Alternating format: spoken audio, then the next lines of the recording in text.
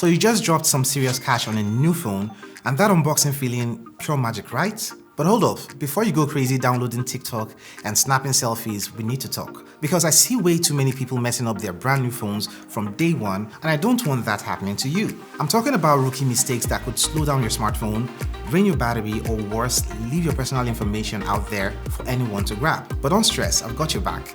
Let's walk through everything you need to know when you buy a new smartphone and set it up like a pro. And so without taking much of your time, yo guys, let's get started.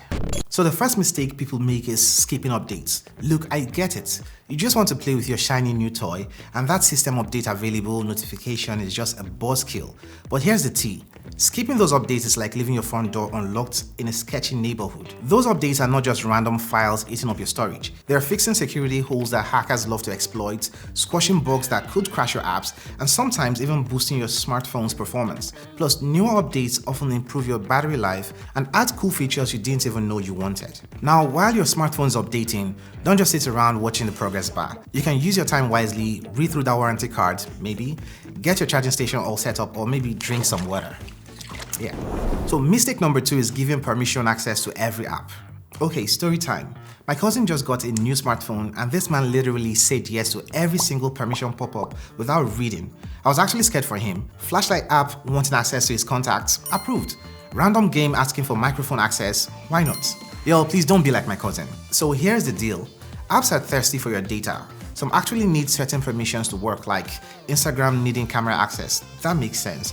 But when the calculator app starts asking to track your location, that's a red flag bigger than the Soviet Union's flag. Let me break it down for you real quick. Your location only share with apps that actually need it, like your maps, weather, or food delivery apps. When it comes to contacts, only your messaging and social media apps need those. And storage access, that's just for apps that actually need to save files on your phone. Anything else asking for permissions, take a second to think about it whether they really need that access. So mistake number 3 is having the wrong battery settings. Let me spill some truth. Your smartphone's default battery settings are like ordering plain vanilla ice cream. It's safe, but you're missing out on all the other good stuff. First things first, dive into those battery settings, look for something called adaptive battery or battery optimization. That's your new best friend right there. Enable dark mode if your phone has an OLED display, and trust me, it's not just about looking cool. Also take a minute to restrict those apps running in the background. They're like party crashers eating all the snacks without adding anything to the vibe. And please, adjust your screen timeout. Letting your screen stay on while you're not using it is like throwing battery life away. And here's a secret tip. Delete those battery killer apps like Facebook and use the web version instead.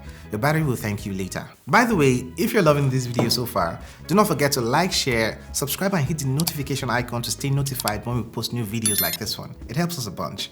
Thank you. So this other mistake is for those who take their security for granted. Your phone is basically your whole life now. You know, you have your banking, your emails, private photos, if you know what I mean. But people set up their security like it's 2005. So let's get your security game strong.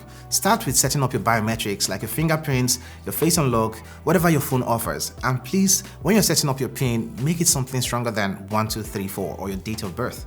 And also do not forget to enable Find My Phone.